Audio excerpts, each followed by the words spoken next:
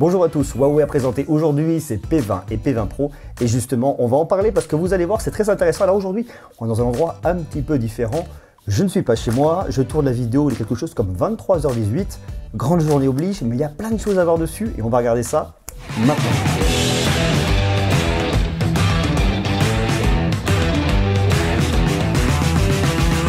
Aujourd'hui, c'est le grand jour. Huawei présentait ses P20 et P20 Pro. Alors, le P20 Lite, on en a déjà parlé il y a quelques temps. Aujourd'hui, on va se concentrer sur les P20 et P20 Pro. Ce sont vraiment deux produits qui permettent à Huawei de continuer de rester dans la course des photophones.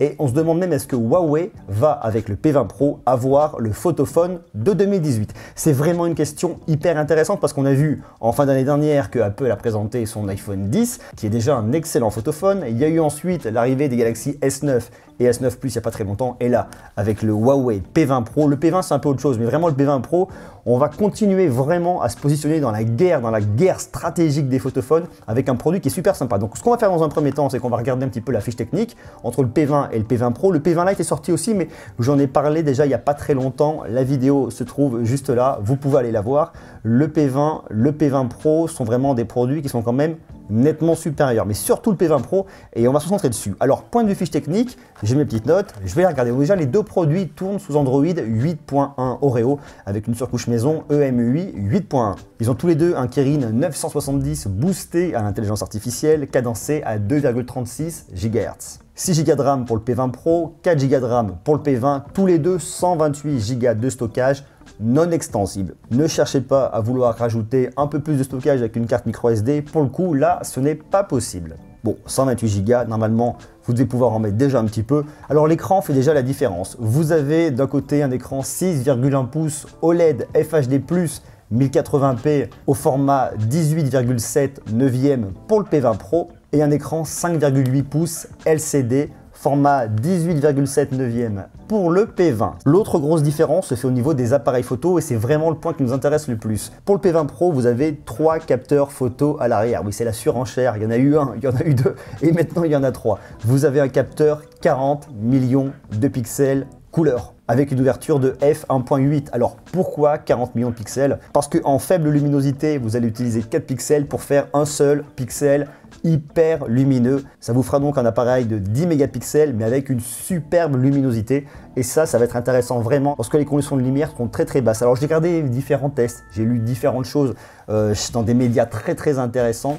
Et effectivement, ils partageaient une information en disant qu'ils ont pu le tester dans des conditions où il n'y avait vraiment pas de lumière. Il arrivait quand même à capter des informations. Donc je pense que le P20 Pro qu'on va tester très prochainement, donc restez connectés, abonnez-vous. Je pense vraiment que ce P20 Pro va vraiment nous surprendre. Après, quel intérêt d'aller faire des photos dans le noir ou alors s'il n'y a vraiment pas beaucoup de lumière? Je ne suis pas sûr qu'il y en ait énormément, mais en attendant, ça permet vraiment d'avoir un point de comparatif, notamment avec les Samsung Galaxy S9 et S9 Plus. Vous avez également un capteur photo de 20 mégapixels monochrome cette fois-ci, avec une ouverture f1.6 et un capteur 8 mégapixels téléphoto, téléobjectif avec une ouverture de f2.4.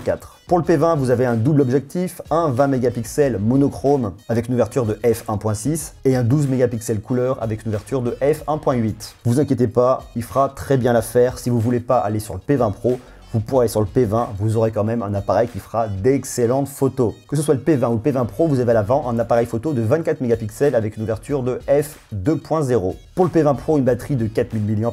Pour le P20, une batterie de 3400 mAh. Dans les deux cas, de la recharge rapide, pas de port jack. Grosse déception, mais pas de port jack sur ces appareils. Une certification IP67 pour le P20 Pro. J'ai rien vu pour le P20, mais ça me surprendrait qu'il n'y en ait pas. Et sur le P20 Pro, vous avez un zoom hybride x5. Ces deux modèles sont disponibles avec une seule carte SIM ou avec deux cartes SIM en fonction de vos besoins. Ils sont disponibles en précommande dès aujourd'hui. Le P20 Pro à 899 € et le P20 à 649 €. Qui dit grand écran dit également encoche. L'encoche, c'est vraiment quelque chose qu'on retrouve de plus en plus sur les smartphones Android, effectivement.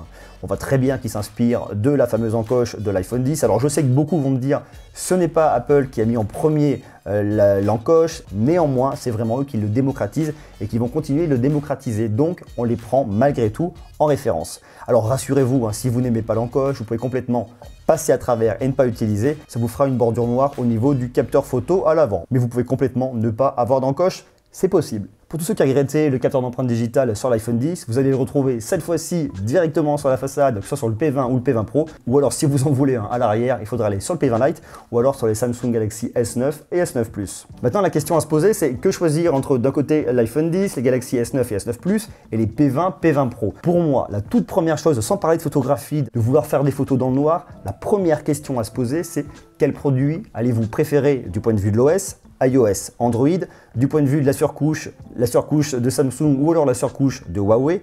Et ensuite, est-ce que vous allez préférer d'avoir un capteur d'empreinte digitale positionné à l'avant, positionné à l'arrière? Et quelle affinité vous avez avec le produit? Parce que pour moi, les trois sont quand même très proches. Vous allez avoir d'excellentes photos. Chez Samsung, effectivement, vous allez avoir une ouverture variable. Vous allez pouvoir aller jusqu'en f1.5, alors qu'avec le P20 Pro, vous allez jusqu'à f1.6. Mais rassurez-vous, en faible luminosité, ça fera très bien l'affaire. Vous n'allez pas l'utiliser comme un appareil professionnel. Et si de toute façon, vous voulez faire du pro, mieux vaut aller sur un boîtier réflexe. Donc de toute façon, ne vous inquiétez pas. Dans tous les cas, vous aurez vraiment d'excellentes photos. La question à se poser, c'est l'affinité marque, l'OS, le prix, parce qu'il y a une vraie différence de prix. Il faut savoir quand même que le P20 Pro se situe vraiment au niveau tarif entre le Galaxy S9 et S9 Plus. Vous êtes à 899 €, alors qu'un S9 Plus coûte 959 €. On parle même pas de l'iPhone 10 à plus de 1100 €. Voilà un peu pour ces tout nouveaux produits. Alors rassurez-vous, on va les prendre en main très bientôt. On va en reparler. Il y aura d'autres vidéos dessus. On va faire des comparatifs un peu plus en détail. Là, je me devais de vous en parler. La vidéo va être publiée d'ici 8 heures, mais c'était très important d'en parler le jour de l'annonce. Alors vous allez voir dès demain, on va parler d'autres choses parce qu'il n'y a pas eu uniquement que Huawei aujourd'hui en annonce. Il y a aussi eu Apple qui a présenté pas mal de choses. Il y a Xiaomi. Enfin, on reste connectés parce que tout ça, on va en parler très rapidement. Dites-moi vous ce que vous en pensez. Qu'est-ce que vous pensez de ces produits P20, P20 Pro, P20 Lite? Est-ce que vous pourriez vous laisser tenter? Est-ce qu'il vous intéresserait? Est-ce que vous êtes déçu par le travail de Huawei? Est-ce que vous êtes enthousiaste? Est-ce que vous pensez qu'ils vont dans le bon sens? Est-ce que vous pensez que c'est une vraie alternative par rapport à ce qu'on a sur les Galaxy S9, S9 Plus et l'iPhone 10? Marquez-moi tout ça en commentaire. J'ai hâte de les lire et de pouvoir y répondre. Merci à vous. À très bientôt. Portez-vous bien, soyez sages. Et on se donne rendez-vous très vite pour une nouvelle vidéo. Et puis les tests vont arriver rapidement. Donc restez connectés. À bientôt. Ciao!